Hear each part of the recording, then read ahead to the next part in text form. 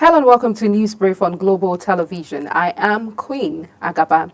The People's Democratic Party and the Rivers State government has kicked against the call by a faction of the All Progressives Congress for the resignation or impeachment of Governor Siminalayi Fubara. The development comes as Fubara says he will not be deterred by threats from those pushing to disrupt governance through the instigation of political crisis in the state.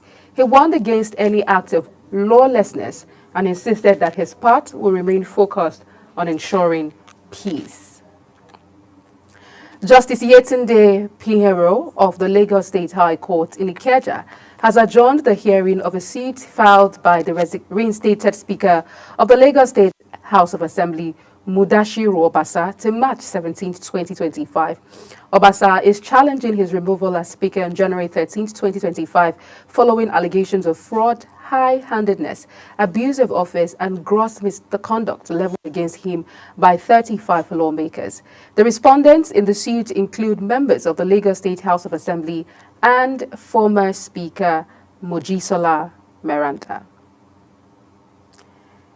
In business, the Minister of Budget and Economic Planning, Atiku Bagudu, has revealed that the federal government is liaising with other countries to provide remote work opportunities for Nigerian youth. Bagudu made this known at the KPMG Budget 2025 Day.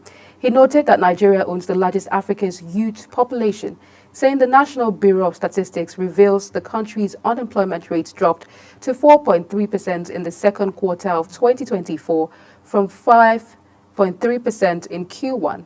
The Nigerian Labour Force survey indicated that the labour force participation rate among the working age population increased to 79.5% in Q2 2024 from 77.3% in Q1 2024.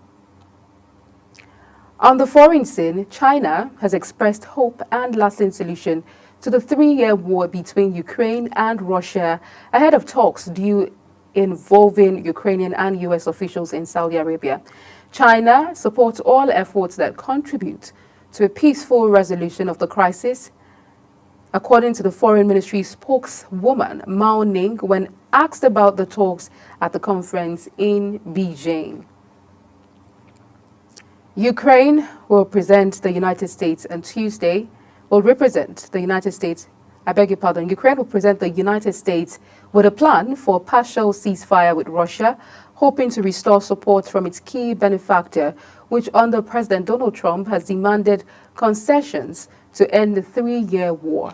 The city's mayor says the talks in Saudi Arabia come as Russia has ramped up attacks against Ukraine and Kyiv has hit back, including an overnight attack on Moscow involving dozens of drones.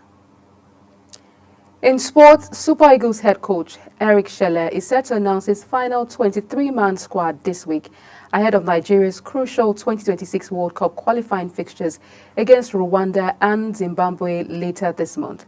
The Malian tactician, who released an expanded provisional squad of 39 players last week, has kept the Nigerian football community waiting as fans eagerly anticipate his selection for what will be his debut matches in charge of the three-time African champions.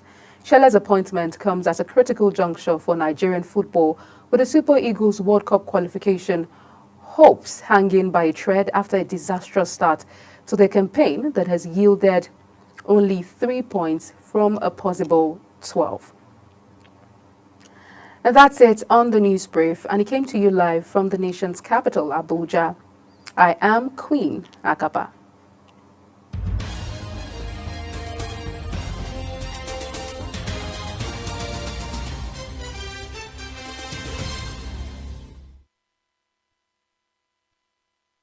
Do you know that